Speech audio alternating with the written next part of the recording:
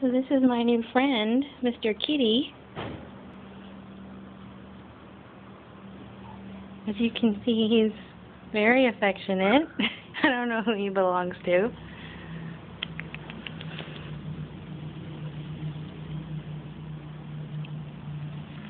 I gave him some catnip. He very much likes that. I would pet him more, but the last time I saw a kitty like this, he scratched me. So I'm trying to be very gentle with him because he still has claws. But he's wearing a flea collar, so he obviously belongs to somebody.